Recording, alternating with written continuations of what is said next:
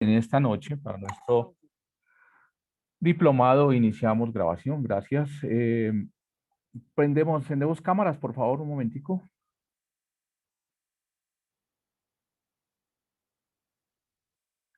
Perfecto, muy bien. Eso, muy bien, gracias.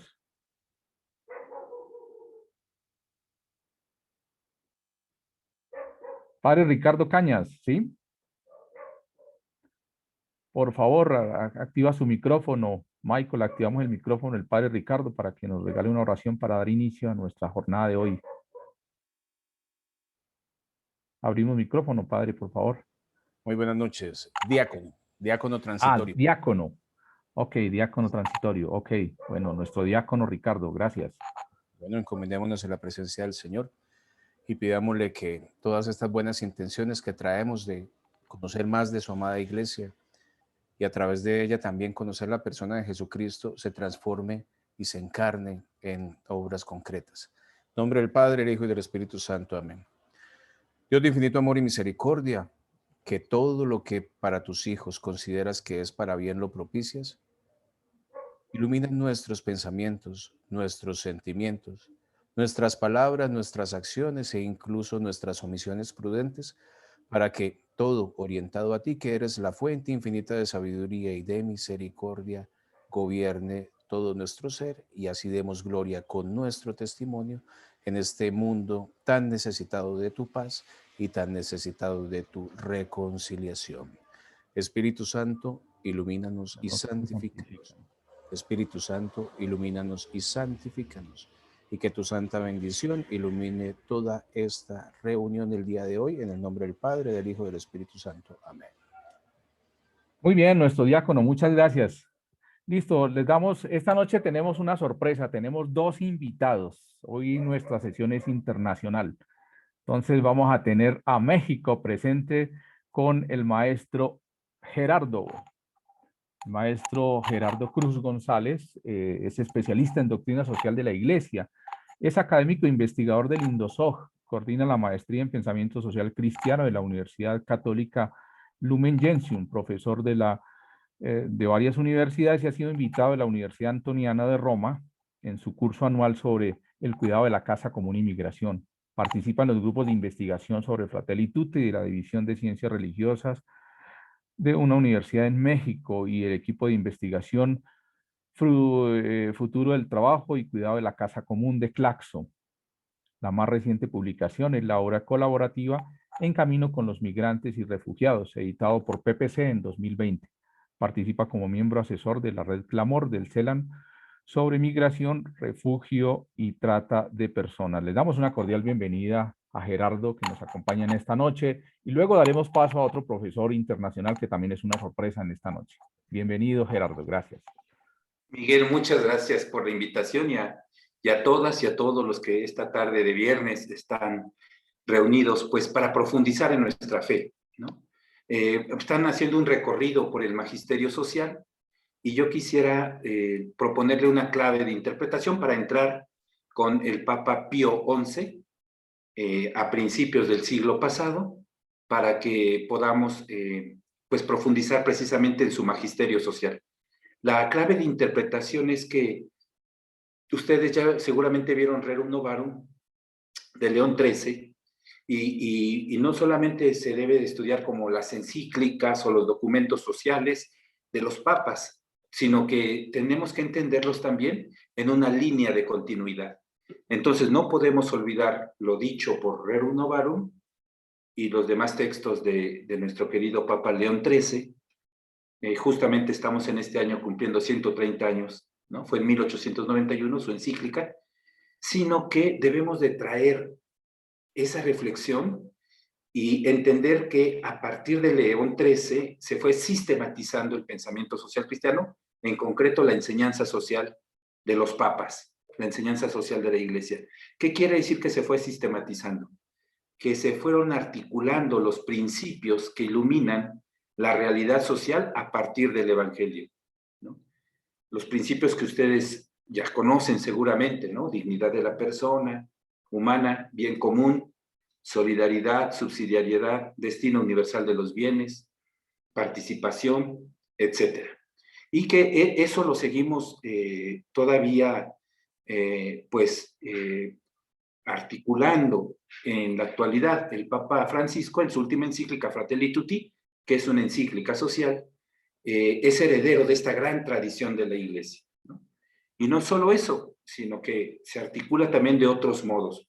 Primero por los principios, pero también por, digamos así, hacer una lectura de los signos de los tiempos. Bueno, esa es la clave que yo les quería proponer para no perder de vista, porque seguramente han tenido la reflexión sobre Rerum Novarum y ahora vamos a ver cómo el magisterio posterior ha ido abundando en estos temas. Voy a estar un ratito con ustedes porque el pontificado del Papa Pío XI es muy importante, pero es muy significativo, por lo menos en 4 documentos que son los que vamos a ver. Me permito compartir pantalla, que por supuesto estará dispuesta para que ustedes la tengan, ¿no? La tengan, pues, por si algo les sirve. Miguel me regaló, me dio la oportunidad de presentar en una diapositiva que está en acuerdo con las demás diapositivas, con las demás diapositivas del curso, ¿no? Pues gracias a las organizaciones, a Miguel, que hacen posible este curso. Miren, León XIII inició, decíamos ya, el magisterio social con un pontificado muy largo. Y vean el tiempo que nuestro Papa en turno duró en su pontificado, de 1922 a 1939. También un pontificado largo, ¿no? Abundante. El contexto del Papa, imagínense ustedes, pues fue el de un incipiente capitalismo que ya desde sus primeros años fracasaba, ¿no? Recordemos la crisis en Estados Unidos, una bancarrota financiera de los años 20, que fue de repercusión mundial, ¿no? Y se estaban afianzando otros sistemas políticos y económicos en el mundo, especialmente en Europa, ¿no? Sistemas económicos que hacían, digamos así, de contrapeso al liberalismo económico. Era una forma de estatización, de que el Estado controlara también el campo económico, ¿no? Y surgieron, pues, por ejemplo, el comunismo, ¿no? Con la vertiente soviética especialmente, pero antes también el nazismo y el fascismo, o el régimen, por ejemplo, de unos años por ahí, contemporáneamente casi, pues el régimen en España de Franco, ¿no? Que tenía esta misma línea del fascismo italiano o del nacionalsocialismo en Alemania. ¿Y qué repercusiones económicas había en el mundo después de una guerra mundial, como fue la Primera Guerra Mundial, que también tiene mucho que ver en la conformación, pues, del pensamiento social cristiano y de la doctrina social de la Iglesia en concreto? Entonces, para 1931, fíjense, ya habían pasado 9 años del inicio de su pontificado, León XIII, preocupado por la cuestión de los trabajadores, otra vez, como el Papa León XIII lo había hecho 40 años antes, escribe una encíclica, la primera encíclica conmemorativa de Rerum Novarum, ¿no? A los 40 años, y por eso se llama, lo pueden leer abajo, 40º año, ¿verdad? A los 40 años de Rerum Novarum. Entonces, no es una revisión nada más de lo que dijo el Papa, sino es una actualización del magisterio a la realidad económica, política y social que se vivía en 1931. Vamos a ver los aportes del Papa en un momento, ¿no? Pasamos ahora, históricamente en este recorrido, a una carta que escribió él, que se llama Non abbiamo bisogno, ¿no? Fíjense, la encíclica del Papa conmemorativa está escrita como las cartas encíclicas, está escrita en latín, ¿no? Por eso se dice 40º año. En cambio, esta carta que sigue ahora, esta de Non abbiamo bisogno, pues está escrita precisamente en eso, en italiano, ¿no? ¿Por qué? Ah, bueno, porque el Papa Pío XI la dedica a la cuestión italiana, ¿no? A un nuevo sistema,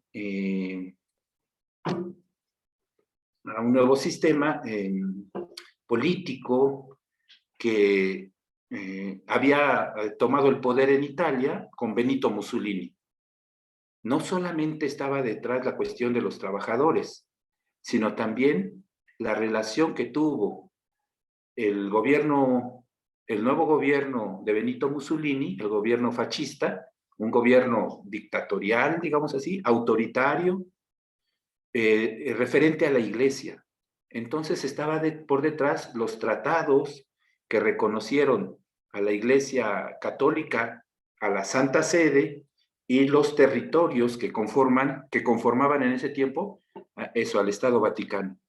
Entonces es una carta muy importante porque ahí se defiende pues la dignidad de la persona humana, ¿no? En estos regímenes totalitarios se desdibuja la idea de persona humana, prácticamente se prioriza, se le da prioridad al Estado, ¿no? Un Estado bajo una ideología, que era el fascismo. Después, el Papa escribe en 1937 otra carta dirigida directamente al pueblo alemán, ¿no? ¿Qué quiere decir mit brennender Sorge? Quiere decir con ardiente preocupación, para el año 1937. ¿Sí?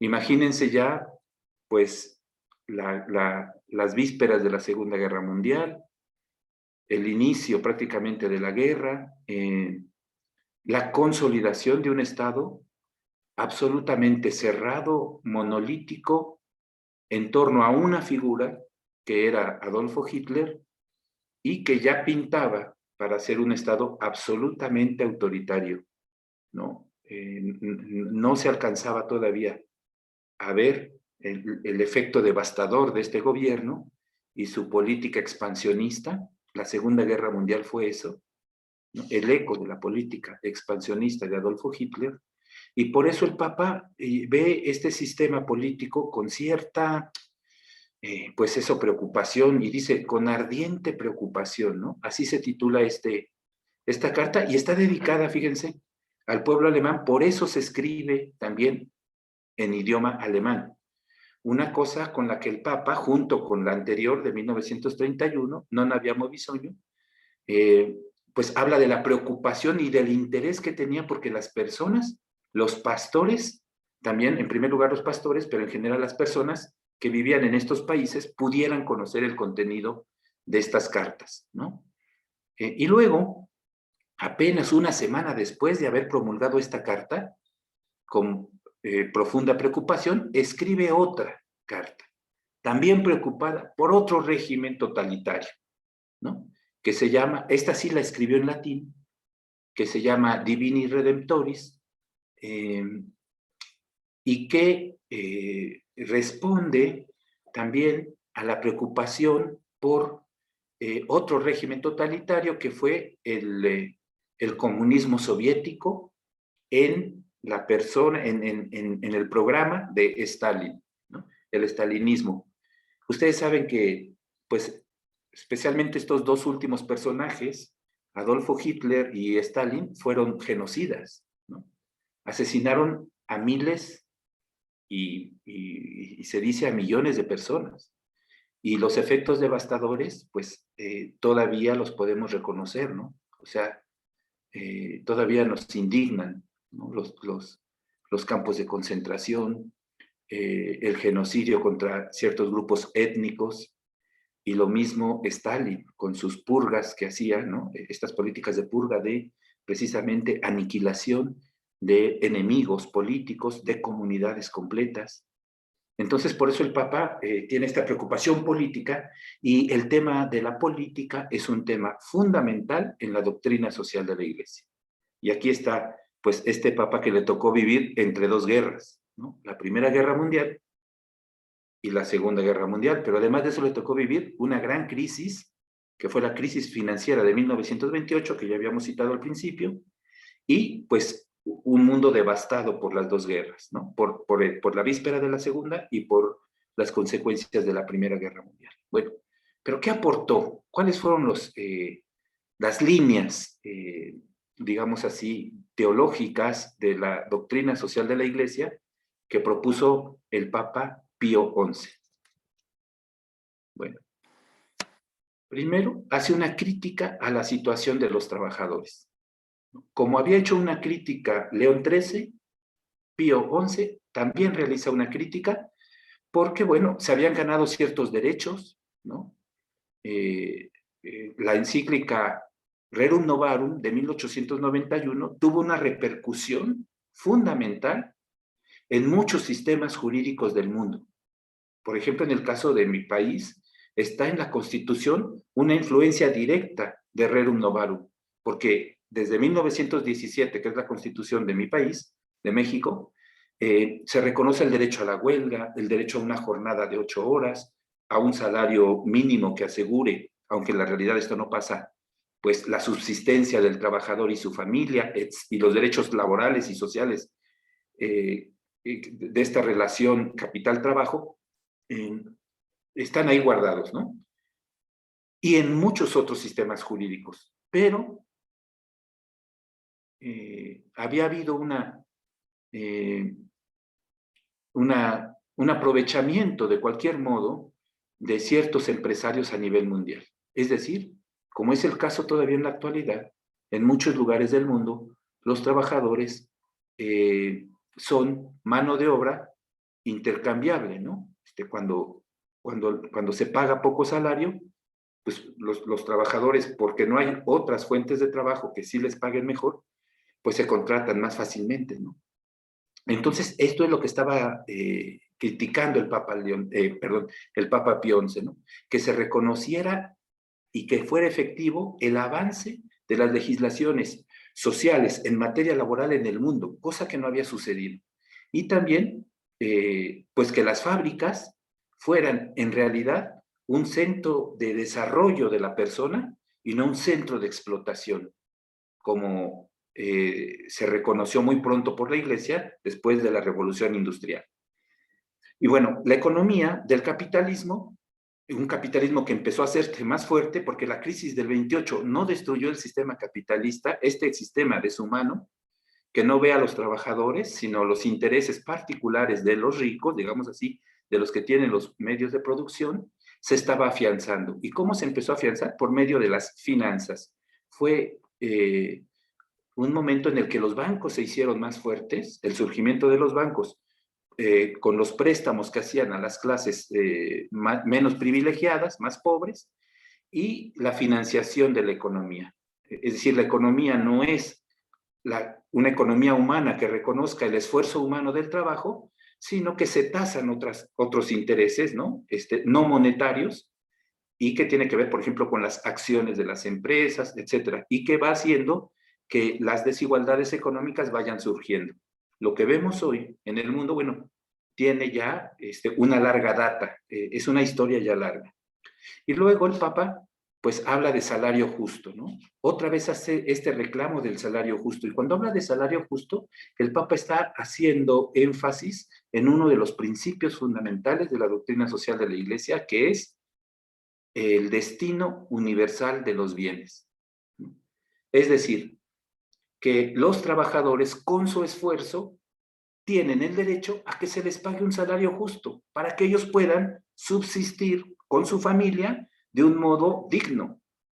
Es decir, acceder a los bienes para que ellos puedan vivir. ¿Cuáles bienes? Pues los bienes materiales inmediatos, como la comida, como la educación, como la salud, incluso el esparcimiento. El salario tiene que asegurar eso. Es un gran desarrollo que hace el Papa Pío XI de este concepto de salario justo. Y luego el Papa, aunque aquí fue mal entendido o le tocó un momento histórico desfavorable, habla de un sistema corporativo. Es decir, la creación de cuerpos intermedios entre el Estado la producción, es decir, la economía de cada estado, y las personas y su familia, por medio de cooperativas, que es esta forma de asociarse entre los trabajadores para, por ejemplo, explotar un bien natural y producir nuevos bienes que puedan ser comercializados, ¿no? O organizarse en cooperativas para administrar algún bien económico. Es decir, para tener trabajo y una forma digna de vivir. Las cooperativas son eso, asociaciones de trabajadores en las que todos los trabajadores son dueños. Pero ¿por qué fue mal visto esta propuesta del Papa? Si es muy sensata, ¿no? En México funcionan algunas, a nivel mundial hay grandes experiencias de cooperativas que fueron muy posteriores, ¿no?, a estos años. ¿Por qué fue mal entendido? Bueno, hay que recordar que atrás estaba el fascismo italiano, que es una forma de corporativismo estatal a la fuerza, incluso el comunismo soviético, ¿no? Entonces, pues no fue apreciada en su justa dimensión y se le asoció en muchos sectores económicos y políticos a estas otras formas de organización económica y política nefastas, como fue el fascismo y el estalinismo. Y luego habla de la función social de la propiedad. Este es un concepto que desde el inicio de la doctrina social de la Iglesia ha estado permanentemente exigido, desarrollado, expuesto y propuesto por la doctrina social de la Iglesia. Este concepto está ya en Rerum Novarum, 40 años atrás, pero está hoy, 130 años después de Rerum Novarum, 70 años después de Quadragésimo Anno, en la encíclica Fratelli Tutti del Papa Francisco, ¿no? La propiedad no puede ser ilimitada. Una persona no puede hacerse absolutamente rico como el señor que se acaba de ir al espacio, ¿no? Mientras hay tantas personas sufriendo hambre y dificultades económicas. Es decir, la propiedad tiene una hipoteca social, como se dice después. Es decir, que hay una responsabilidad de las personas que tienen recursos económicos, que tienen propiedades, respecto de las personas que menos lo tienen, para no hacer estos abismos que ya el Papa, fíjense qué profético el Papa Pío XI, ya el Papa veía, ¿no?, en 1931, veía que se estaban consolidando y que iban a ser un puñado de personas ricas contra una multitud, miriadas de miriadas, si quieren, por decirlo así, de personas pobres. Como dice hoy el Papa, en términos actualizados, el Papa Francisco diríamos descartados. Y desarrolla entonces el principio de subsidiariedad, que es un principio fundamental de la doctrina social de la Iglesia. ¿Y dónde lo desarrolla? Bueno, especialmente lo desarrolla cuando él propone la creación de instituciones intermedias. Esto que habíamos dicho, por ejemplo, respecto de las cooperativas, ¿no? ¿Qué quiere decir la subsidiariedad? ¿Por qué lo propone el Papa Pío XI? Porque eso no hacía el fascismo, ni el nacionalsocialismo, y mucho menos el comunismo stalinista. Es decir, anulaban la idea de persona humana y el Estado suplía la libertad de las personas y con ello su creatividad, porque nosotros en la antropología cristiana, habiendo sido creados a imagen y semejanza de Dios, pues tenemos también como Dios, analógicamente, por supuesto, porque Dios es absolutamente creador, la capacidad de la creatividad, ¿no? Los poetas, por ejemplo, se llaman poetas, ¿no? Precisamente por eso. Poiesis quiere decir creación. Pero los trabajadores, pero los campesinos, pero nuestros artesanos, pero nuestros profesores, pero nuestros jóvenes. Y eso estaba muy anulado por los regímenes totalitarios de los que ya dimos cuenta, ¿no? Por eso el Papa propone la subsidiariedad, porque el Estado debe de intervenir, no de estar ajeno. Fíjense, esta era la otra parte, ¿no? El dejar hacer y dejar pasar de la economía liberal se había caído en 1928. Había sido un fracaso con esta crisis financiera que ya dimos cuenta de Estados Unidos. Pero por otro lado tampoco, o sea, ¿Qué era ese dejar hacer y dejar pasar? Que el Estado no intervenga en cuestiones económicas. Pero esta carga excesiva del Estado, del fascismo y de los otros regímenes que ya dijimos, tampoco son convenientes porque anulan la idea de persona humana, porque no le reconocen su libertad. Y entonces el Papa crea este concepto maravilloso que implica, lo dice el Papa con mucha claridad en 40º año, que los estados tienen que intervenir en algún momento, pero no completamente, de tal modo que las personas puedan desarrollarse por sí mismas, ¿no? Este es un concepto muy bello y que en la actualidad, en el desarrollo de la doctrina social de la Iglesia, va emparejado al de la solidaridad, ¿no?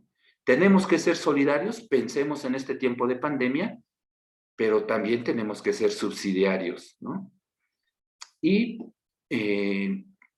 pues incluye un término fundamental también en la doctrina social de la Iglesia, que no es un principio, digamos así, es uno de los valores, que es el de la justicia, pero el Papa lo aplica como justicia social. No solo esta justicia clásica de dar a cada uno lo que necesita, sino la de entender que hay grupos históricos, los trabajadores en su caso, que requieren de justicia para poder vivir dignamente, ¿no? No es solo dar a cada uno lo que le necesita, sino que hay grupos especialmente que deben de tener la atención de parte del Estado para que puedan salir adelante y desarrollarse.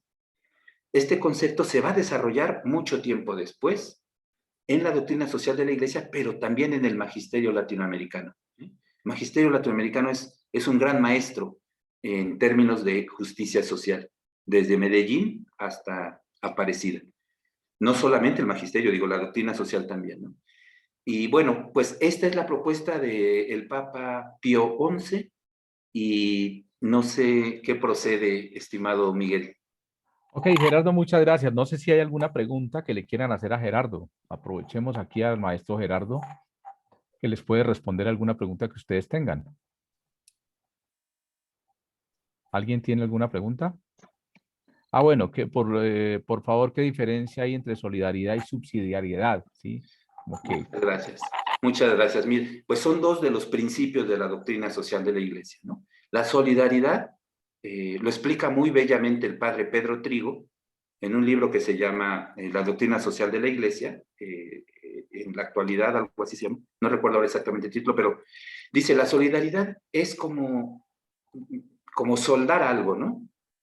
Es solidificar dos cuerpos rotos, un cuerpo roto en dos o dos cuerpos diversos, hacerlos sólidos en uno solo. Pero no es una solidaridad como una caridad que viene desde arriba hacia abajo y ayudamos a los pobres, ¿no? Porque somos buenos cristianos, sino es entendernos todos como un mismo cuerpo, que es la humanidad. Dice el Papa Francisco, la fraternidad. Entonces la solidaridad es el principio de la doctrina social de la Iglesia por el que los cristianos y las personas de buena voluntad, digamos, ayudan en situaciones extremadamente graves a otros que lo necesitan en ese momento, ¿no? La ayuda solidaria. Por ejemplo, nosotros podemos hablar de solidaridad con la hermana Madre Tierra cuando la cuidamos, cuando cuidamos el agua. Ese es un acto solidario, no solo para nuestra generación, sino para las generaciones que vienen también. Pero esta ayuda no puede ser permanente y absoluta. A nuestros hijos no los podemos estar todo el tiempo ayudando. En algún momento ellos tienen que caminar. Y esa es la subsidiariedad. La subsidiariedad es un concepto muy complejo, porque incluye, como ya habíamos dicho, la promoción de las sociedades intermedias. No nos da tiempo de esto porque, pues, desde el principio hablamos con Miguel que sería, por desgracia, un tiempo para seguir avanzando, ¿no? Pero solidaridad y subsidiariedad tienen que ir de la mano. La ayuda de la solidaridad y la subsidiariedad que no suplanta a la persona que es ayudada, sino que la promueve para que ella también, con sus cualidades, porque nosotros en el cristianismo pensamos que todas las personas son valiosas y todas tienen aptitudes para que ella también salga adelante, ¿no? Ustedes, no sé, en México, por ejemplo, hay ayudas de parte del gobierno que dejan con las manos cruzadas a los campesinos, porque son ayudas absolutamente fuera de este contexto de la subsidiariedad, ¿no? Son ayudas para que el campesino siembre ese grano y le venda todo al Estado de por vida, ¿no? Porque el Estado le va a dar un buen precio, cosa que muchas veces no es así. Entonces, eso no, ahí no hay subsidiariedad, ahí hay una suplantación de la libertad de las personas, ¿no? Por ejemplo, si el Estado dejara que las personas, los campesinos, se organizaran y, por ejemplo, formaran una cooperativa para vender su café, a lo mejor podrían desarrollarse mucho más, ¿no? Y no, el Estado los condiciona de muchos modos. Eso es falta de subsidiariedad. Tiene que haber ayuda, solidaridad, pero también respeto al propio quehacer de las personas. Por eso decía que en el caso de Pío XI, lo propuso, ¿no? Con una gran sabiduría, con una gran fuerza del espíritu, una gran iluminación del espíritu, lo propuso, porque era necesario que no se metiera el Estado fascista, que no se le metiera el Estado del nacionalsocialismo y del comunismo stalinista soviético, sino que las personas tuvieran libertad para su ejercicio económico y político, social, pues. Espero haber contestado. Ok, una última pregunta. Yo sé, ¿qué podemos rescatar en la forma de gobiernos actuales del pensamiento social de Pío XI? Bueno, pues depende qué gobiernos, ¿verdad? Hay gobiernos que pues no tienen ninguna, por ejemplo, que no respetan, en América Latina, que no respetan la dignidad de las personas. Gobiernos en donde los estados son muy fuertes. Voy a decir los nombres. Políticamente no quiero discutir con nadie, ¿no? Pero es muy claro. Por ejemplo, Nicaragua, que es un gobierno autoritario. Digamos que si estuviera el Papa, le escribiría en español una carta, ¿no? Al pueblo nicaragüense, y el gobierno, pues, venezolano, ¿no? Me parece a mí, desde mi punto de vista. Pero hay otros estados que lo han tratado de promover, ¿no? También, como por ejemplo, reconocer la fuerza que tienen los pueblos originarios. Esa sería una aplicación muy, muy interesante, ¿no? Para hoy en día, cómo Pío XI podría iluminar. Por ejemplo, cuando se incluye el reconocimiento de la vida de los pueblos originarios, estamos siendo subsidiarios y estamos reconociendo estos derechos que tienen las personas para asociarse y trabajar y sacar recursos para su vida digna, ¿no? Pero sería muy interesante hacer como este recorrido de qué países, por ejemplo, podrían tener. Ahora hay que decir una cosa, la doctrina social de la Iglesia no es un documento que está ahí para iluminar la realidad permanentemente. La doctrina social de la Iglesia, por eso es interesante este curso, ha ido evolucionando para ir dando respuesta histórica a cada momento. Imagínense, van a tener hoy nada más y nada menos, quisiera oírlo, a Juan 23, que no se encontró con la realidad de Pío XI, sino que se encontró con la realidad de la posguerra y de una guerra nuclear, o sea, de la guerra de la crisis de los misiles y otros muchos problemas, ¿no? Y ahora Francisco, la pandemia, y Juan Pablo II, la caída del muro de Berlín. ¿Qué hacemos con millones de gentes que están saliendo del comunismo? O sea, cada papá ha tenido que responder de modo diverso. Y no digamos nuestro querido Benedicto XVI, que escribió Caritas in Veritate en 2009, teniendo que haber escrito antes la encíclica, pero lo tuvo que hacer esperándose porque sus asesores le decían, viene una gran crisis financiera, que fue pues la que ya conocemos nosotros, ¿no? Gracias. Maestro Gerardo, muchas gracias. Realmente es una alegría tenerlo aquí con nosotros. Me decías esta mañana que vas a estar por Colombia, entonces me avisas con tiempito, ¿vale? Qué gusto, hermanos y Listo. hermanas. Nos vemos. Les dejo la presentación. Si a alguien les sirve, se la envío al profesor Miguel. Y Claro. muchas gracias a todos. Bendiciones, un saludo y un abrazo para todos en el Indosoc, allá en México. Ojalá algún día podamos irnos para allá también a seguir estudiando nuestra doctrina social de la Iglesia. Bendiciones y muchas gracias. Gracias. Bueno, hermanazo. Listo, le damos paso a nuestro segundo invitado. Dijimos que hoy teníamos una noche internacional. Entonces, hoy nos acompaña también Eduardo Luis González. Él viene de Argentina. Entonces, desde la tierra del Papa Francisco, viene para acompañarnos en esta noche. Sus estudios cursados, bachillerato especializado en letras, en Paraná, filosofía, los estudios eclesiásticos en superior, con estudios sociales, psicología, pedagogía general y especial, literatura universal, teología, estudio eclesiástico, diplomatura en doctrina social de la Iglesia, orientación en liderazgo público y acompañamiento, procesos comunitarios de aprendizaje, posgrado experto en doctrina social de la Iglesia, cursos de idioma de portugués. Bueno, nos va a hablar en portugués también.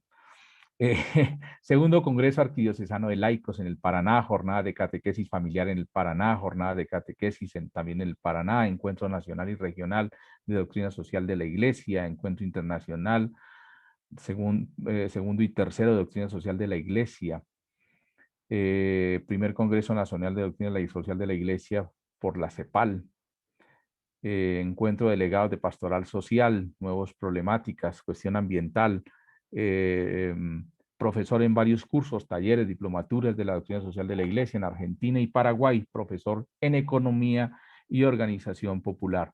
Damos una bienvenida muy especial a Eduardo, qué rico tenerlo aquí con nosotros en esta noche también. Y bueno, vamos a escucharlo. Bienvenido, Eduardo.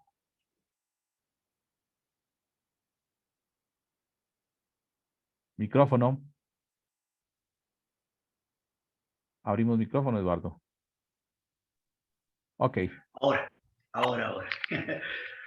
Bueno, me viene bien la exposición de Gerardo, porque en realidad la doctrina social de la Iglesia todos sabemos que tiene su continuidad, ¿no es cierto? Y a veces expresada en aniversarios, pero siempre dando una respuesta a una situación histórica, ¿no es cierto?, que se presentaba en ese momento en el mundo.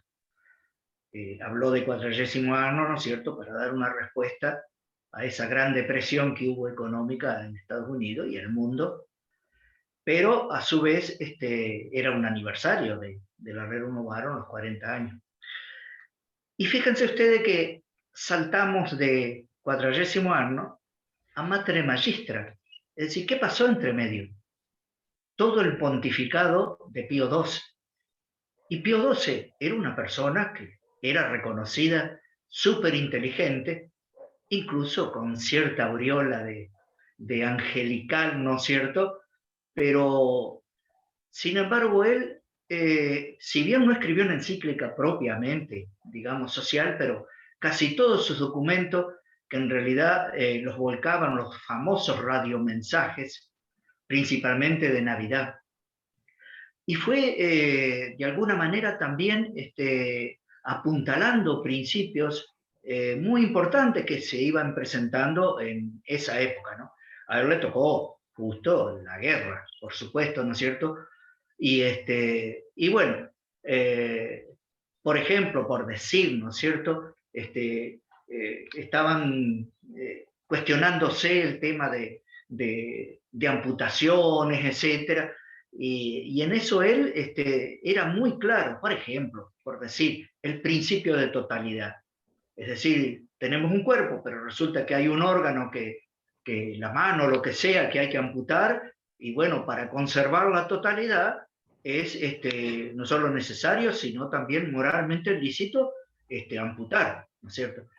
Y fíjense que ese principio de totalidad, que si bien está dicho, ¿no es cierto?, para cualquier individuo o para los individuos, sin embargo, recala también en lo social, porque cuando hablamos de totalidad estamos hablando de bien común.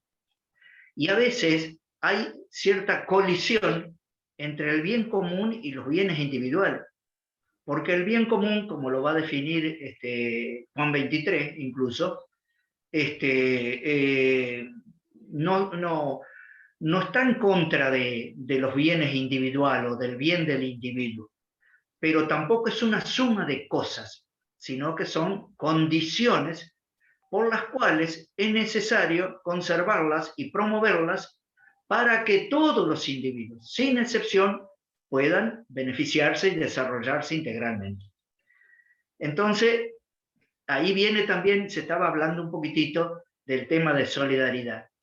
Y en la definición de solidaridad dice más o menos que es la, digamos, actitud firme, sostenida, de trabajar por el bien común. Mientras que subsidiariedad está definido como que si hay organismos superiores, digamos, no pueden avasallar los organismos inferiores, o sea, las organizaciones, las asociaciones, las empresas incluso, sino simplemente ayudarlas para que luego retomen su iniciativa y su libertad de autorrealización. Hay que tener en cuenta también en doctrina social de la Iglesia, porque eso aparece en los documentos, que nosotros, por ejemplo, estudiamos moral en los seminarios. Yo estudié 3 años, pero era una moral bastante individualista. Y en cambio, hablamos de la doctrina social dentro de la moral social, dentro del evangelio social. Pero ¿es distinta la moral individual? No, es simplemente aplicar los principios morales que aplicábamos a los individuos, los aplicamos ahora a los sujetos sociales, llamémosles así, como que fueran personas, ¿no es cierto? ¿Por qué? Porque cuando nosotros hablamos de la dignidad de la persona humana, es interesante tener en cuenta que a veces nos vamos muy detrás y casi diríamos emparentados con el pensamiento protestante, en cuanto que hacen mucho hincapié en la libertad y la inteligencia, pero no tanto como nosotros, ¿no es cierto?, los católicos, que decimos que hay un tercer valor para ser digno como persona, que es la esencialidad social. ¿Por qué digo esto? Porque precisamente de esa esencialidad social es donde nosotros vamos a mirar los mismos principios de la doctrina social de la Iglesia.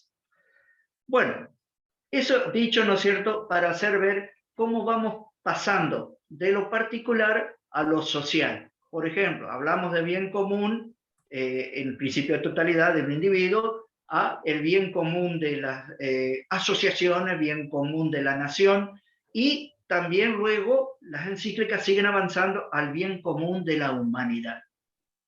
Hoy por hoy se hace mucho más hincapié en el bien común de la humanidad, pero que está iluminando a cada uno de los, llamémosles así, ciudadanos y gobiernos de cada país. Bueno, simplemente para situar un poquitito la doctrina social, que va de lo menor a lo mayor siempre, ¿no es cierto?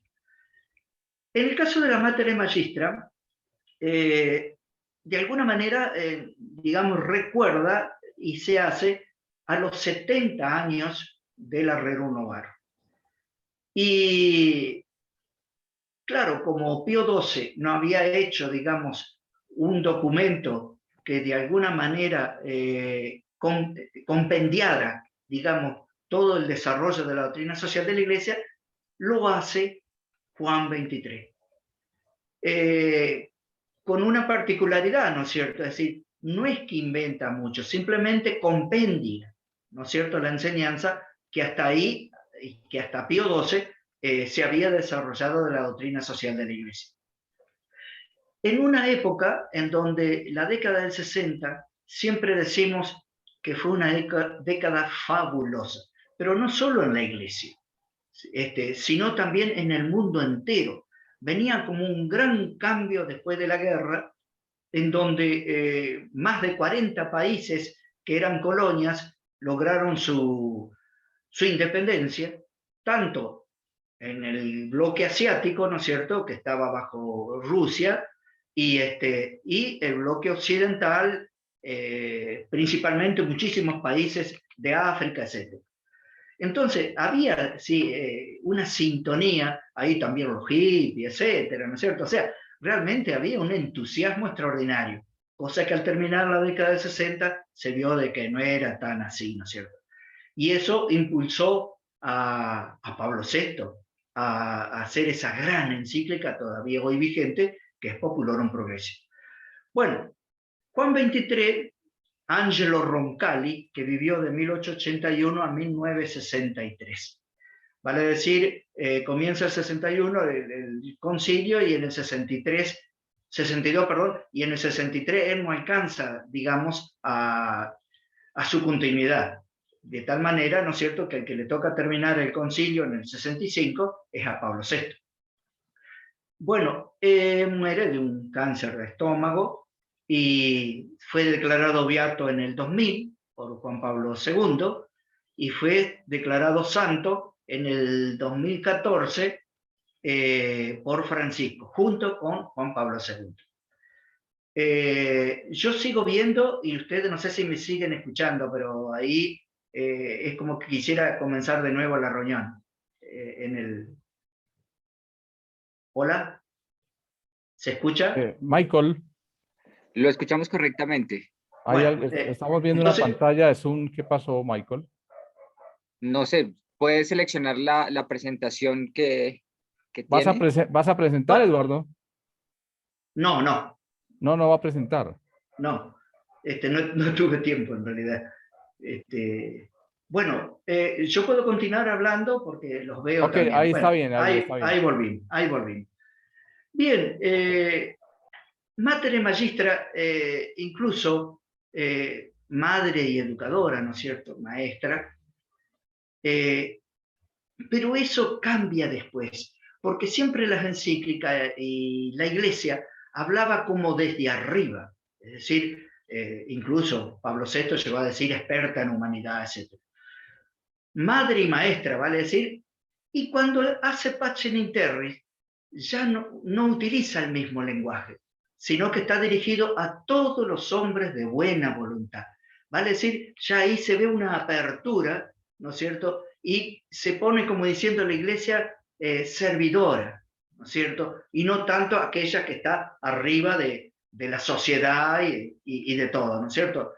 Por eso, es decir, algunos dicen es la última encíclica en donde la Iglesia se pone de alguna manera como por encima de la sociedad, sino que luego cambia, y cambia de tal manera que incluso luego en sucesivas encíclicas se va utilizando, digamos, pensamientos de otras personas, incluso fuera de la Iglesia, y se las cita. Antes no se citaba, se citaba únicamente texto de la Iglesia y del magisterio eclesial. Pero acá empiezan cada vez más, y Francisco lo ha hecho, ¿no es cierto?, con profusión, a citar a muchos pensadores, ¿no es cierto?, bueno, que venían al caso en cuanto a su desarrollo temático, ¿no? Bien, ¿qué es lo que se presenta? La situación, siempre decimos contextualizar los documentos magisteriales, y es que había una situación nueva, en un gran desarrollo de la ciencia, de la técnica, la cibernética especialmente, ¿no es cierto? Y el tema del salario y la Iglesia en el mundo, ¿no es cierto?, está presente en la encíclica. Yo me gustaría, más que nada, porque empieza diciendo, aunque en un número, fíjense qué interesante, ¿no? Dice, motivos de la nueva encíclica. Y están en el número 50 recién. Es decir, ¿por qué no lo puso al principio? No, al principio ubicó el problema, ¿no es cierto? Y ahora lo dice. Y concretamente en el segundo párrafo del 50 dice, juzgamos por tanto necesaria la publicación de esta nuestra encíclica, no solo ya para conmemorar la Rerum Novarum, sino también para que, de acuerdo con los cambios de época, subrayemos y aclaremos con mayor detalle, por una parte, las enseñanzas de nuestros predecesores, y por otra, expongamos con claridad el pensamiento de la Iglesia sobre los nuevos y más importantes problemas del momento. Bueno, después de este párrafo, ¿no es cierto?, ya empieza a desarrollar digamos, el pensamiento propiamente de la doctrina social de la Iglesia, que es la segunda parte, ¿no es cierto?, en los números 51 al 121, relacionado con la economía, ¿no es cierto?, es decir, cómo se va desarrollando. Algo ha dicho como el anterior expositor, ¿no es cierto? Gerardo. Porque porque él lo cita textualmente a Quadragesimo Anno. En este sentido, a ver, un segundito así. Bueno, lo mismo cuando habla del salario, etcétera, del trabajo, de la subsidiariedad. En los números, por ejemplo, 53, 54, el 53 habla de la subsidiariedad. Y es verdad, ese término lo creó Quadragesimo Anno, ¿no es cierto? Es decir, acá los principios siempre estuvieron, y estuvieron desde el comienzo. Y si no hubieran estado en el comienzo, quiere decir que no son verdaderos. Por eso el evangelio social estuvo desde el comienzo, desde el Génesis. De allí que le llamamos protoevangelio, ¿no es cierto?, esos capítulos. ¿Y cómo estuvieron esos principios? Por ejemplo, la sociabilidad. Y fuimos creados imagen y semejanza de la familia unitrinitaria. Entonces, de entrada, ¿no es cierto?, la sociabilidad está, y nos hizo inteligentes de tal manera que podamos desarrollar, cultivar la tierra y respetar, ¿no es cierto?, y ayudarnos unos a otros. ¿Dónde está tu hermano? ¿Que soy custodia? No. Es decir, realmente yo tengo que cuidar y cuidarnos unos a otros, no solo a uno mismo. Bueno, está en el comienzo y fue desarrollándose a lo largo de todos esos siglos anteriores a Rerum Novarum. Por eso, cuando Gerardo decía que el comienzo de la doctrina social, yo creo que hay un poquito de error ahí. En realidad, Rerum Novarum fue digamos, comienzo, el término y el comienzo, el término en cuanto a desarrollo, ¿no es cierto? Y él le da, digamos, lo contextualiza, pero le da un armazón, hablemos así en criollo, ¿no es cierto?, a todo el tema social. Y es entonces comienzo y es como una catapulta hacia adelante, y por eso esa doctrina social se sigue desarrollando. Pero ya venía de antes. Ustedes tienen que haber visto los padres de la iglesia, ¿no es cierto?, todo lo que decían los padres de la iglesia, todo lo que decían en el siglo XIX, pensadores tanto de Austria, Bélgica, Francia, etcétera, uno de los cuales a mí me encanta, ¿no es cierto?, que es Monseñor Queteler. No sé si ustedes han tenido oportunidad de ver algunos párrafos de Queteler, hasta el punto que León XIII dice, es mi predecesor, dice, mi predecesor en el campo social, ¿no es cierto? Bueno, le hace un gran reconocimiento. Y habla Queteler, ¿no es cierto?, proponiendo cuestiones que todavía hoy estamos, digamos, tratándolas, ¿no es cierto? Por ejemplo, hablando de los trabajadores y del derecho de propiedad, es muy importante lo que dice Queteler, ¿no es cierto? Es conforme a la naturaleza humana. Yo me voy a detener un poco porque es un tema muy importante. El tema de la propiedad privada. Y digo importante porque lo toca no solo Francisco en Fratelli Tutti, sino también Juan en esta carta de hace pocas semanas a la OIT, a la reunión del trabajo. Nada más que en Fratelli Tutti él dice derecho natural secundario, pero a la OIT le quita la palabra natural, dice derecho secundario, porque hay una discusión respecto a eso. Si bien es verdad que en la doctrina social de la Iglesia, en Mater Magister también aparece, todavía se utiliza como que fuera un derecho natural, pero es verdad que en lugar de secundario se habla de que tiene que tener un contenido social, y hasta dirá después Juan Pablo II, con hipoteca social. Ahora, ¿es así? ¿No es así? Yo creo que esto da para seguir discutiéndolo. Hay gente que piensa que no, que el derecho de propiedad es un derecho de gentes, es un derecho positivo, pero que no es derecho natural. El derecho natural es la destinación universal de los bienes. Y como derecho positivo, o de gentes también, ¿no es cierto? ¿Será que siempre se conserva? ¿Es absoluto? ¿O puede haber otra forma de desarrollo social respecto a la propiedad? Y entonces eso está en discusión. Yo, cierto, me gustaría leer lo que dice Juan 23, ¿no es cierto? Derecho de propiedad. Bueno, propiedad. En los números 104 y 121. Y así ustedes se van a dar cuenta cuál es el tenor. Él no hace nada más que repetir un poco lo que ya se venía 104. La propiedad. En estos últimos años, como es sabido, en las empresas económicas de mayor importancia, se ha ido acentuando cada vez más la separación entre la función que corresponde a los propietarios de los bienes de producción y la responsabilidad que incumbe a los directores de la empresa.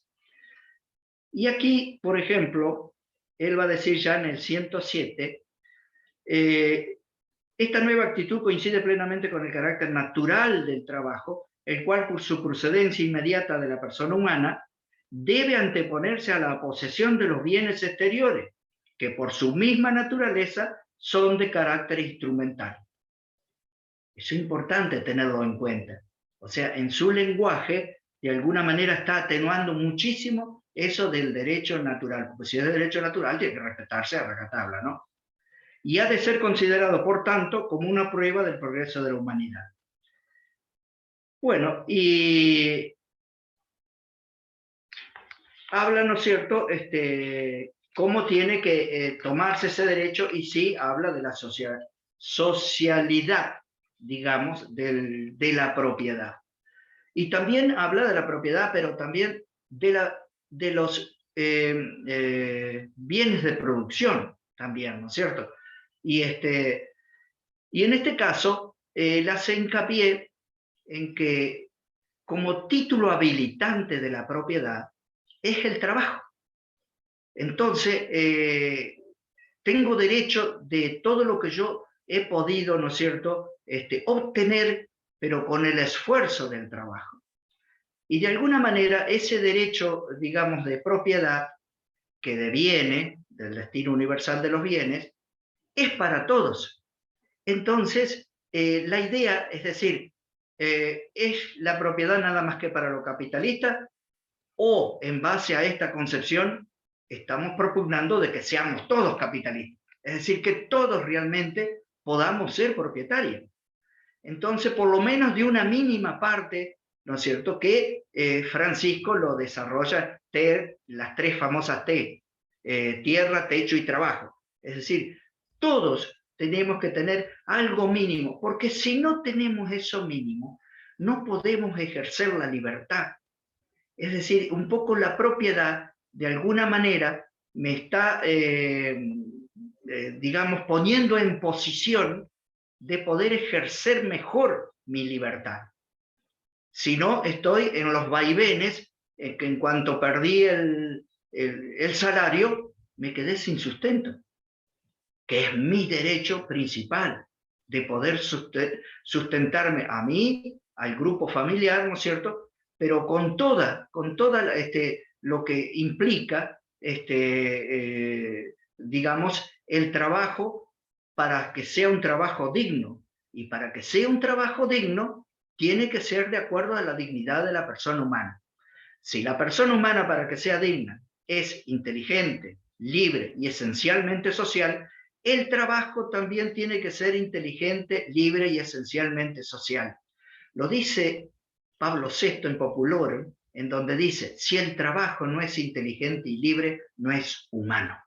Le faltó decir también esencialmente social. Pero eso luego se sigue desarrollando cuando hacemos ver, ¿no es cierto?, y principalmente en Labor en Exerce Juan Pablo II, que habla del derecho objetivo y el derecho subjetivo.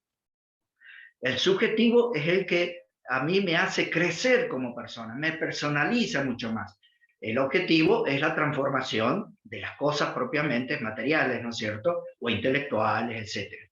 Pero ese trabajo hace que yo me sea más humano, es decir, me humanice más, ¿no es cierto? Y esto va de acuerdo a la filosofía cristiana, es decir, el obrar sigue al ser. Entonces, el obrar tiene que ser de acuerdo al ser. Si el ser es digno, entonces el trabajo, que es el obrar, tiene que ser digno también. Entonces tiene que ser inteligente, libre y esencialmente social. Todo esto, de alguna manera, se va desarrollando cuando él habla del salario.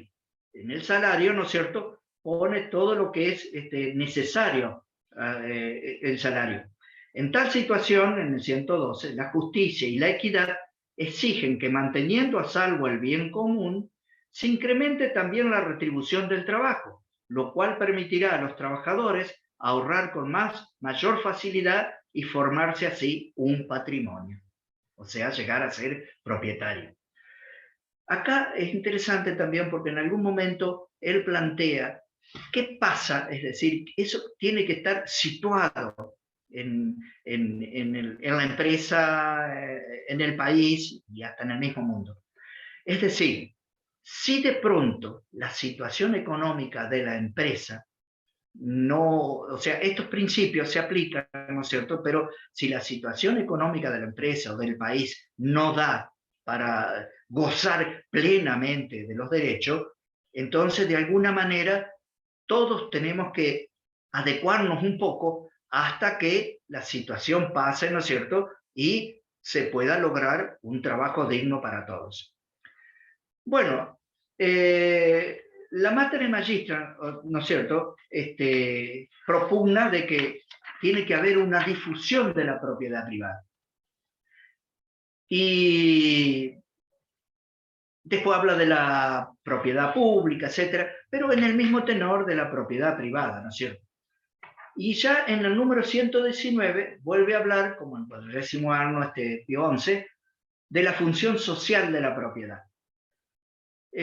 No quisiera extenderme mucho más porque también me gustaría hablar, y está propuesto, ¿no es cierto?, hablar sobre Pachenita.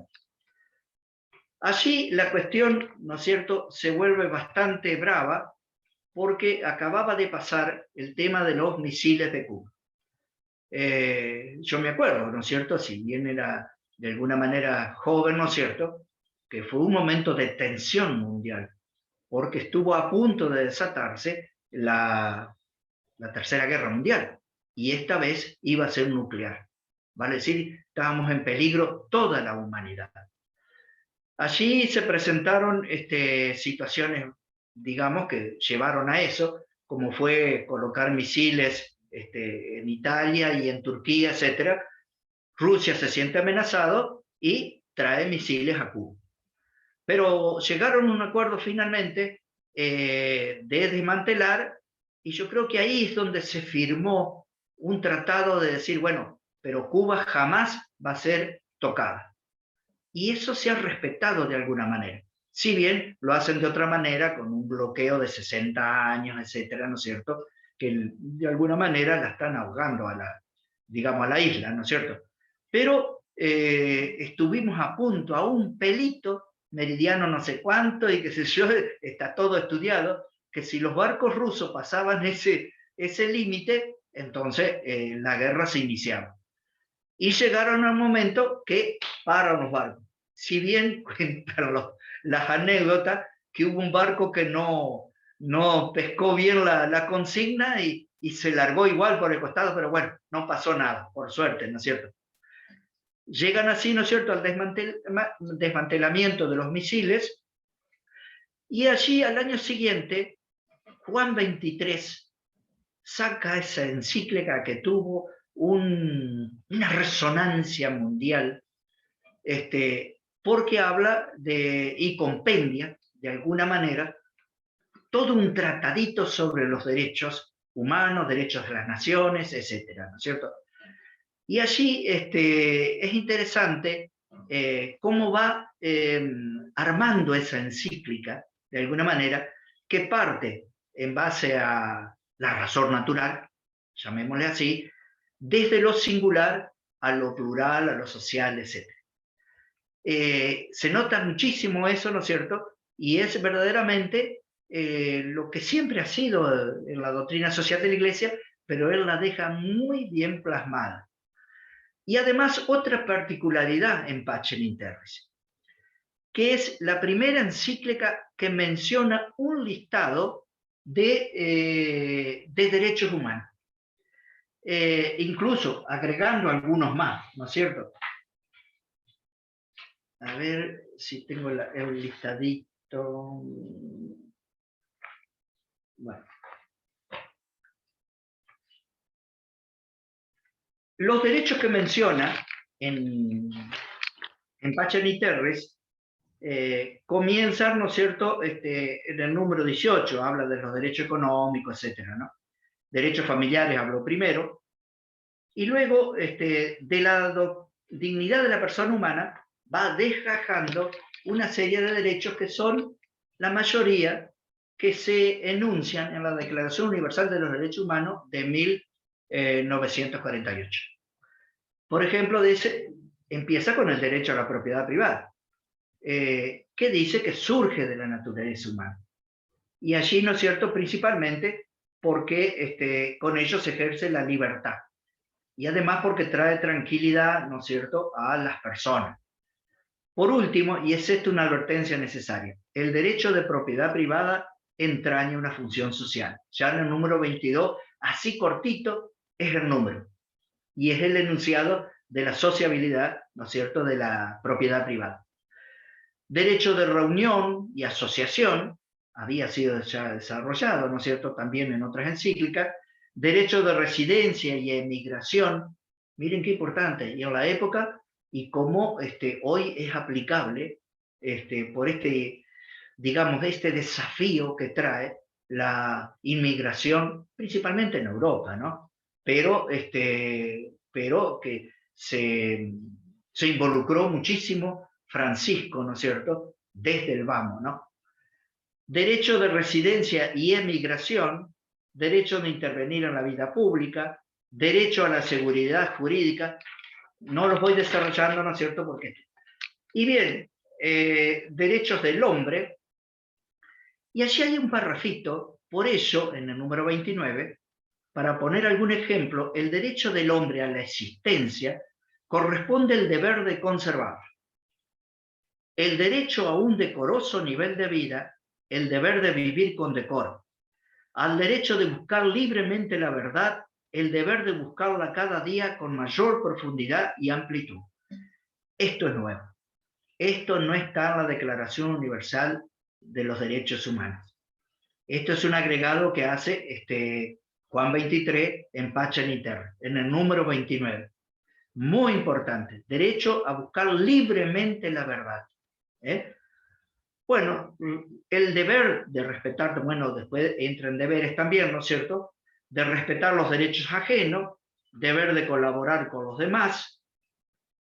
Ahí, por ejemplo, en el número 31, dice, al ser los hombres por naturaleza sociables, deben convivir unos con otros y procurar cada uno el bien de los demás. Empieza diciendo el mundo. Y así lo sigue desarrollando, ¿no?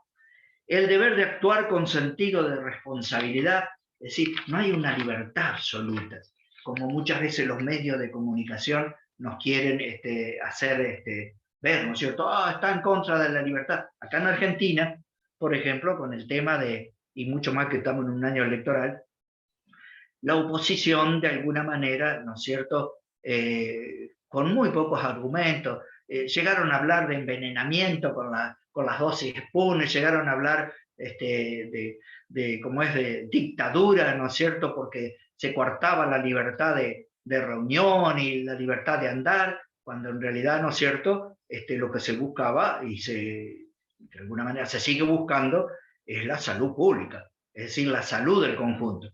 Y aquí entra mucho decir, bueno, escúchenme, estamos hablando prácticamente de la relación de individuos y bien común. Qué bien que nos viene a nosotros la doctrina social de la Iglesia para poder, ¿no es cierto?, analizar distintas situaciones sociales y políticas que se producen en cada país. Es decir, los principios tienen que servirnos para eso. Es decir, yo tomo este hecho y trato de ver en base a los principios, o sea, el ver, trato de ver en base a esos principios, juzgar los principios para ver cómo actuar. O sea, está muy bien definido, que dicho sea paso, ese método lo enuncia por primera vez Juan 23 en Mater Magistrat. Y de allí nos quedó. Y Aparecida, por ejemplo, utiliza el método. Hay unos párrafos en donde dice que van a utilizar el método del ver, juzgar y actuar, que se ha hecho un poco oficial, digamos, para trabajar con los principios de la doctrina social de la Iglesia. Bueno, más o menos, es decir, un pantallazo con un hombre que realmente revolucionó la Iglesia y de alguna manera también interpeló al mundo con esas dos encíclicas. Un hombre sencillo, quizás de pocas luces, ¿no es cierto?, venido de la pobreza, con una sensibilidad pastoral extraordinaria. Hay muchas anécdotas. Me acuerdo de una, por ejemplo, había un sacerdote que estaba un poco descarriado, el pobre, y frecuentando lugares a lo mejor non santos, y él lo va a buscar, siendo patriarca de Venecia, lo va a buscar, lo encuentra, ¿no es cierto?, lo agarra del brazo y lo lleva al Palacio Episcopal. Y allá en el Palacio Episcopal se le larga a los pies de rodillas y dice: padre, quiero confesarlo. Bueno, lo impactó tanto, y después, bueno, hablaron, por supuesto, de, digamos, su función como sacerdote, la dignidad como sacerdote, y que valía la pena seguir luchando para cumplir su vocación, ¿no? Y así él visitaba prostitutas, etcétera, ¿no es cierto? Se escapaba muchas veces, como a veces hace un poco Francisco, ¿no? Pero que dicho sea de paso, es un buen antecedente de Francisco. Yo creo que aprendió muchísimo de Juan 23 y es una imagen, digamos, que él ha seguido mucho, es decir, en la manera como se comporta en su misión, ¿no es cierto? Bueno, esto es hasta acá. Si quieren hacer alguna pregunta, ningún problema. Y a ver, no sé cómo estamos de tiempo. Ok, no, tenemos tiempo para las preguntas. Entonces ya hay una primera pregunta. La primera pregunta es, dice, ¿cómo ve la relación o la relación entre propiedad privada, concentración de la riqueza y extrema pobreza en América Latina? Bueno, el continente más desigual del planeta, ¿no? Y realmente, es decir, nosotros estamos imbuidos porque la historia nos ha llevado a eso. Nosotros tenemos una cultura europea, digamos la verdad. Es decir, los conquistadores trajeron esa cultura europea. Y después, tanto es así que nuestros patriotas, de alguna manera, es decir, ¿cuál fue nuestra liberación? Y la mayoría fue porque, bueno, estábamos demasiado atados al comercio con España, etcétera, y queríamos comerciar más con todo el mundo, entrar en esa dinámica que proponía Inglaterra. Y fue allí, ¿no es cierto?, de que se empezaron a declarar independencias, pero de criollos, ¿no es cierto?, que querían comerciar con todo el mundo, no solo con un país, ¿no es cierto? Bueno, y que la desgracia nuestra, es decir, cómo esos países nos impusieron la división. Porque si no seríamos un continente bioceánico y eso hubiera sido la gran suerte que hubiéramos tenido. Pero lograron dividirnos en muchísimos países y en los cuales, sin duda, hubo gente, digamos, de cada país que colaboró con ellos, ¿no es cierto?, para esas divisiones. Cuando en realidad nuestros libertadores, de alguna manera, hablaban de la patria grande. Y hubiéramos sido invencibles realmente. Por eso Estados Unidos es grande. Estados Unidos es bioceánico. Y entonces es otra manera, ¿no es cierto?, de desarrollarse, que en pequeños países autónomos, pero que hemos perdido el rumbo y bueno, habrá que seguir luchando para lograr principalmente la unidad latinoamericana y poder llegar a ser fuertes realmente como nuestros líderes patriotas lo pergeñaron. Se dice también, por ejemplo, de que la independencia mexicana fue la más, digamos, originarias, porque las demás fueron por criollos, pero la mexicana fue liderada por esos sacerdotes, herederos, y no me acuerdo el otro, fue de indios, ¿no es cierto? Y allí lograron luego su independencia, ¿no? Bueno, el hecho de la propiedad, ¿no es cierto?, privada, se metió, ¿no es cierto?, con toda esa cultura europea en nuestros países y en nuestra cultura.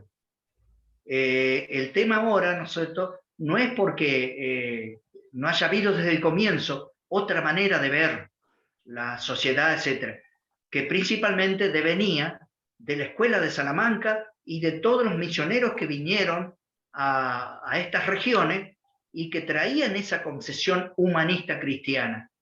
Pero sin embargo, finalmente triunfó, digamos, el ala liberal.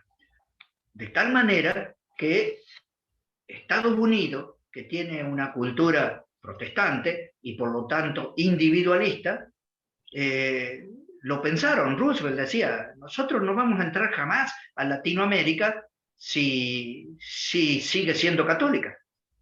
Entonces, algunos piensan de que esa invasión de otras iglesias de raigambre norteamericano es digamos, una manera de dominación también. Porque no seamos de alguna manera ignorantes, ¿no es cierto? O niños en pensar que todo es bueno. También la religión se usó muchas veces para los cambios políticos y económicos. Y bueno, acá en este caso se estaría dando de nuevo ese sistema, ¿no? Bueno, ¿cuál es la relación? Es muy difícil, por ejemplo, un gobierno que de pronto alguien diga popular y que tiene que desarrollar desde el pueblo toda su economía y su política, pueda zafar de toda esa estructura liberal. Hasta el punto, una estructura que de alguna manera fue definida por la doctrina social de la Iglesia, por Juan Pablo II principalmente, que utilizando una definición sociológica, llegó a hablar de que estructuras de pecado. Él adaptó de alguna manera la sociología a lo religioso, ¿no es cierto?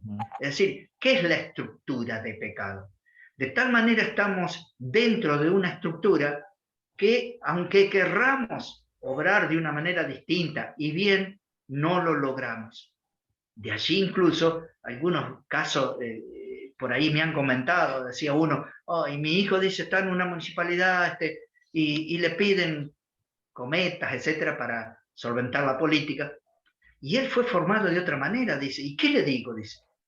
Si le digo, bueno, mira, andate, ¿y con qué vive? ¿Con qué come? Bueno, eso, ¿no es cierto?, es lo que hace la estructura. Igual que algún gerente de banco, etcétera, que tenga otra manera de pensar, pero está dentro de una estructura que no le permite obrar bien. A eso se llama, ¿no es cierto?, estructura de pecado. Bueno, ¿cuál es la idea? Entonces, la relación entre los grandes concentraciones, que el 1% tenga la mitad de la riqueza mundial, etcétera, ¿no es cierto?, que esta pandemia ha acentuado. Es muy difícil. La lucha que está haciendo Francisco con su prédica no es fácil. Él está como Juan Bautista, gritando en medio del desierto, en la soledad muchas veces, que ni siquiera los de adentro de la iglesia lo sabemos acompañar. Nosotros acá en Argentina, un pequeño ejemplo, hemos hecho una agrupación que le llamamos Generación Francisco, y como sabemos que acá nadie es profeta en su tierra, le dijimos, Francisco es profeta en su tierra. Y empezamos a juntar un montón de adhesiones, videos, etcétera, en donde la gente se iba expresando en favor de Francisco. que después nos hizo una devolución hermosa de unos pocos minutos, pero muy linda, porque se habían juntado más de 100.000 intervenciones y se seguían juntando más, ¿no es cierto?, para saludarlo en el aniversario de su pontificado. Bueno, no sé si alcancé a responder, ¿no es cierto?, la pregunta, porque es muy complicado. Es decir, no es fácil lograr que el mundo haga una nueva concepción respecto a la distribución de la riqueza. Y la lleve a cabo, obvio. Ok, estaba cerrado el micrófono. Eduardo, ¿cómo desde la iglesia y desde la doctrina social de la iglesia podemos contribuir a cambiar esa realidad a pequeña escala? Es importante porque los cursos no son suficientes. Y cuando uno mira la realidad, los que van a los cursos, la mayoría somos personas de cierta edad.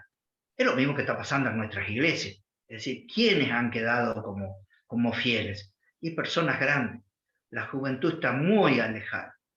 Yo creo que la única solución es formar lo que antes se llamaba gente de pastoral, pero formar a los políticos, especialmente a aquel que crea que tiene vocación política, y a toda la sociedad también, en la medida que se pueda, en formación política. ¿Por qué? Porque la política es el único medio de transformar la realidad. Civil, estamos hablando, ¿no es cierto? Y en ese sentido, habrá que seguir insistiendo en formación, formación y formación. Pero es muy importante el testimonio, y en ese sentido, la mayoría de ustedes que están en Cáritas, en donde, siguiendo Caritas in Veritate y Pablo VI, ¿no es cierto?, que entre promoción y evangelización hay una unión muy grande, y se evangeliza con la promoción humana. O sea, el compromiso que están haciendo muchos hermanos nuestros, que por otro lado es histórico, porque a lo largo de la historia, la Iglesia Católica, principalmente, ha sido la que más ha hecho promoción humana, tanto en hospitales, etcétera, ¿no es cierto?, como desde el punto de vista de la formación intelectual, en las universidades, etcétera. Todo estaba en manos y comenzaba. Después el Estado empieza a hacerse cargo, ¿no es cierto?, de la salud pública y de la educación pública. Pero si no, estaba en manos de la Iglesia. Y es lo que está pasando, por ejemplo, en África. Son centenares de instituciones a cargo de la Iglesia Católica. Bueno, ese testimonio es evangelizador. Aparte de que tenemos el deber de hacerlo, ¿no es cierto? Pero ese testimonio quizás sea lo que más pueda evangelizar al mundo de hoy.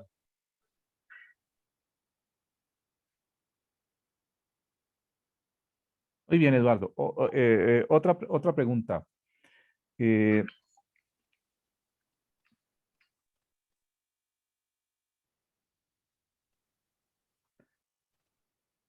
Hola. Ok, sí, acá estoy. Entonces, dice la pregunta, de la propuesta de Juan 23, ¿qué líneas podríamos rescatar hoy, en el hoy? O sea, ¿qué líneas podemos, qué criterios, qué líneas del magisterio del Papa Juan 23 podríamos traer para el hoy? Que tú digas, mira esto. Bueno, aparte de seguir evangelizando, no sé si ustedes llegaron a ver de que cómo está la doctrina social y su relación con la evangelización. Es decir, la esencialidad de la doctrina social en la evangelización. Y si no lo vieron, igual lo podemos recordar.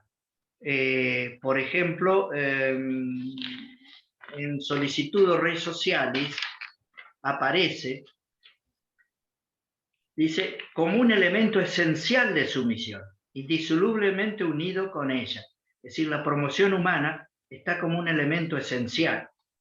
Y luego, ¿no es cierto?, la enseñanza, eso en el número 41 de Solicitudes Rei Sociales, y la difusión de esta doctrina social forma parte de la misión evangelizadora de la Iglesia. ¿Por qué? Porque forma parte de su misión profética. En centésimo anno, la nueva evangelización debe incluir entre sus elementos esenciales el anuncio de la doctrina social de la Iglesia. Y si es esencial, no puede faltar. Ese es el tema, que todavía la Iglesia, en su gran mayoría, no ha caído en la cuenta.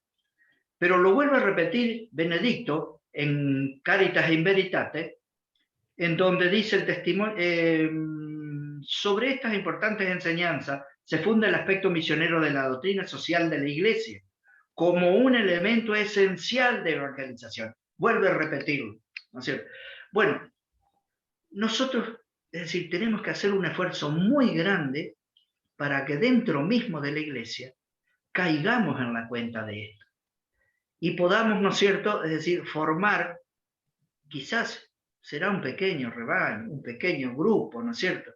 Quizás se esté dando, ¿no es cierto?, eso que profetizó Isaías, de que el pueblo va a ser un pequeño resto. Yo me acuerdo cuando estudiábamos los profetas y aparecía Isaías, aparecía digamos, profecía de que el pueblo iba a ser un pequeño resto. Quizás ese pequeño resto al que pertenecía María, José, ¿no es cierto?, y el mismo Jesús. Incluso hay, la vez pasada, qué lástima que no lo tengo en el momento, hasta Benedicto habla de que tenemos que hacernos la idea de que la Iglesia va a ser un pequeño grupo. Y bueno, pero pequeño grupo que logre realmente fermentar la masa. Y como realmente salen, ¿no es cierto?, las situaciones, que es la idea un poco del concilio, porque el concilio, en Lumen Gentium, luz de las pueblos, luz de la gente, es decir, ubica a la Iglesia como la que va caminando en medio de los otros pueblos, pero que tiene esa luz para iluminar ese caminar de todos los pueblos, no solo de la Iglesia, sino de todos los pueblos. Es decir, tener esa humildad de decir, bueno, vamos caminando y vamos evangelizando las culturas de los pueblos. Eso es de doctrina social de la Iglesia latinoamericana, ¿no es cierto? La relación entre evangelización y las culturas de los pueblos. ¿Y cuál es la cultura de la Iglesia? Es la fe.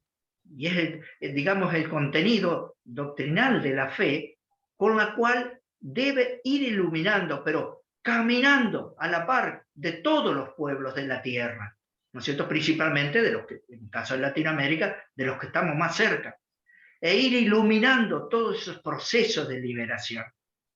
Volver a rescatar esa teología de las semillas del verbo que están fuera de la Iglesia, pero que dice el concilio, ¿no es cierto?, que pertenecen, sin embargo, a la Iglesia, pero están fuera. Hay ahora este domingo las semillas esparcidas, y sí, tenemos que tener esa fe necesaria para descubrir la presencia de Dios fuera del ámbito eclesial. Y descubriéndola, decirle, muchachos, ustedes no se dan cuenta, pero qué cerca de Dios que están, que no se dan cuenta que Dios está trabajando en vuestras ansias de liberación, en ayudar a los otros. A veces uno se encuentra gente de que viene del marxismo y ayudan en comederos, le llamamos, ¿no es cierto?, o en comedores sociales, etc. Y bueno, pero ¿no es caridad realmente amor? ¿Y no está Dios trabajando con ellos y en ellos? Y eso es lo que nosotros tenemos que, de alguna manera, iluminar, con humildad, pero iluminar el proceso histórico de la humanidad. Muy bien, Eduardo, muchísimas gracias. Ya nuestro tiempo ha terminado, no alcanzamos a realizar otras preguntas, pero seguramente que ahí quedan en el chat y después podremos compartir algunas preguntas con Eduardo que de pronto nos las puede responder. Muchísimas gracias a todos. Eduardo, gracias realmente por ese testimonio tuyo. Un hombre creyente, un hombre de iglesia, un hombre comprometido con esta generación Papa Francisco desde Argentina, pero también que hoy ha querido compartir con nosotros en la Escuela de la Caridad. En nombre de la Escuela de la Caridad, muchísimas gracias, Eduardo.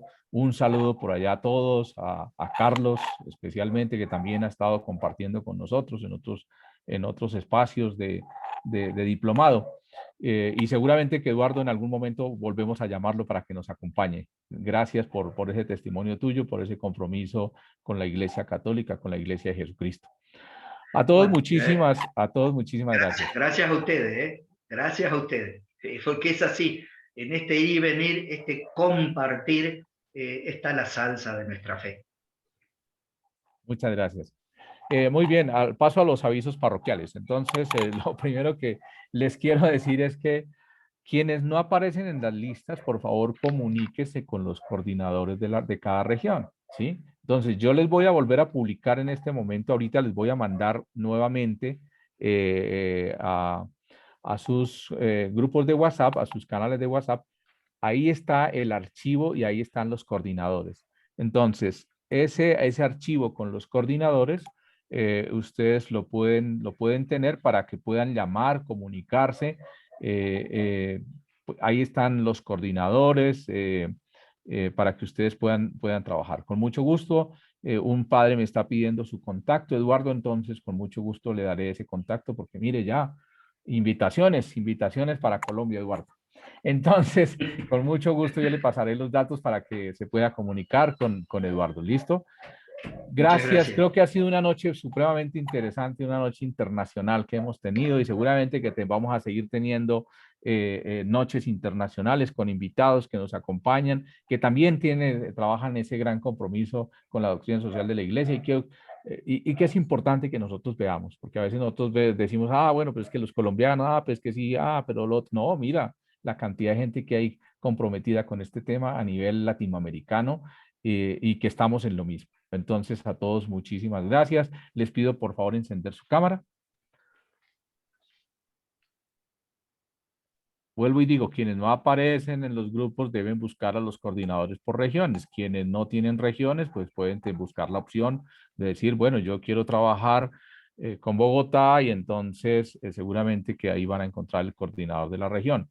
Hasta este fin de semana nosotros tenemos plazo para estas inscripciones. Entonces, si ya se quedó el lunes, alguien se quedó por fuera, pues se quedó por fuera. Entonces, les pido muy juiciosos estar. Ahorita inmediatamente envío los coordinadores. Una vez yo tenga todas las listas, entonces las voy a publicar, ¿sí? Para que usted diga, ya estoy aquí, ya aparezco acá, estoy acá. Entonces, eso es muy importante que ustedes lo tengan claro. Juana Zambrano. Juana, por favor, su micrófono. Su micrófono, Juana, para que nos regale una oración final. Ok, buenas noches a todos. Muchas gracias, Miguel, profe, a todos. Bueno, pongámonos en manos de Dios en este momento en que cerramos este día ya para finalizar después de esta majestuosa clase. Le damos gracias a Dios por todo lo que hemos vivido en el departamento de Arauca. Les comento que después de más de 15 días sin energía eléctrica, por fin volvemos a una normalidad. Por eso también le damos gracias a Dios. Padre bendito, te alabo, te doy gracias por todas estas bendiciones que estamos recibiendo a través de la Escuela de Fe y Caridad y de todas las bendiciones que recibimos en cada instante de nuestras vidas. Doy gracias infinitas en este día por todos y cada uno de los docentes que nos han venido orientando en este diplomado. Te pido, Padre de bondad, que cada uno de nosotros tengamos una noche en paz, de bendición y que despertemos con un nuevo amanecer, con unas nuevas ganas de vivir y que tengamos nuevos días maravillosos en este fin de semana. En el nombre del Padre, del Hijo, del Espíritu Santo. Amén. Muchas gracias, Juana. Realmente, bueno, qué alegría que volvamos a tener Arauca, porque teníamos Arauca desconectada. Ya están con nosotros nuevamente, tienen energía, qué bendición de Dios. Ojalá se adelanten en los temas que estuvieron atrasados en estos días, las grabaciones, para que puedan estar y conectarse nuevamente con todo lo que venimos trabajando. A todos, muchísimas gracias. Espero que este fin de semana todos puedan estar en sus grupos, todos puedan publicar. Barranquilla, Galva es la que está encargada de Barranquilla. Entonces, por favor, Y si algunos no tienen grupo, por favor, ahí están los coordinadores, revisen a ver quién coordinador no tiene muchas personas y que los puede aceptar para que ustedes, ojalá pueden compartir con otras personas de diferentes partes del país. Esto va a ser grandioso ese trabajo. Para los coordinadores, invitarlos a que este fin de semana, ojalá tengan su primera reunión con sus equipos, con sus grupos de trabajo. Ya algunos están convocando a esas reuniones. Seguramente que este fin de semana algunos serán invitados a esa reunión y otros en el transcurso de la semana. Alguien me decía, Vianey, creo que me decía que el miércoles había convocado a sus equipos para empezar a trabajar. Es importantísimo, estos momentos de trabajo en grupo son claves. El día martes estaremos encontrándonos con el Concilio Vaticano II y con San Pablo VI, que estuvo en el 68 aquí visitándonos en Colombia, fue el primer papa que viene a nuestro país y que viene precisamente al Congreso Eucarístico. Y luego de ello estaremos empezando a trabajar el primer cineforo, ¿sí? Ese primer cineforo viene con un personaje que hoy Eduardo nos iluminó y que se llama Juan 23. Vamos a trabajar un primer cineforo, un primer ejercicio que va a ser con los grupos de trabajo. Esto va a ser una cosa espectacular. Quien ha pasado por el ABC de la doctrina social de la Iglesia y no ha visto Juan 23, el Papa de la Paz, no ha pasado por estos cursos. ¿Listo? Entonces ahí tendremos un cineforo, será una oportunidad lindísima también a través del cine, cómo acercarnos a la vida de estos grandes hombres que nos han dejado muchísimo y que nos animan mucho. ¿Listo? Y también el martes tendremos la escogencia. Yo les propuse que en vez de que el grupo se llame a Diócesis de Girardot, el grupo se va a llamar, según la suerte, según el papelito que vamos a sacar en este momento, acabamos de sacar el papelito, este grupo se llama Juan Pablo II. Ah, qué chévere, nuestro grupo se llama Juan Pablo II. Ah, nuestro grupo se llama Juan 23. Ah, nuestro grupo se llama nada más y nada menos que el que inició todo este gran recorrido por la doctrina social de la Iglesia, León XIII. ¿Sí? Y seguramente que como no hay papas para todos los grupos, entonces seguramente que algún grupo se llamará Populorum Progressio, ¿sí? Qué maravilla esa encíclica que nos lleva al desarrollo de los pueblos, el desarrollo de los hombres. Entonces, todos muy animados, sigan estudiando, sigan leyendo. Entonces, para esta semana ya ustedes saben cuáles encíclicas siguen de lectura. Entonces viene, ¿quién nos decía Gerardo? Pío XI, ¿cuál sería? Ok, 40º año. Y Juan 23, Pacem in Terris y Mater et Magistra. Ok, vayan leyendo, ¿sí? Esos son los documentos para este fin de semana, ¿cierto? Entonces ya Rerum Novarum está leída, ya Rerum Novarum está leída, entonces yo les dije a ustedes, es importantísimo, si no leemos encíclicas es muy difícil y creo que Eduardo está conmigo también, aprender doctrina social de la Iglesia. Tenemos que leerlas en su contexto. Eso es importante. Fíjate que Eduardo nos contextualizó. Eso es uno de los valores grandiosos de esta invitación porque nos contextualizaron, nos ubicaron a personajes, a situaciones, qué estaba pasando, qué no estaba pasando. Muy bien, a todos felizmente les deseo una feliz noche. Eduardo, muchísimas gracias nuevamente. A todos que descansen y estamos en manos de Michael. Michael, gracias.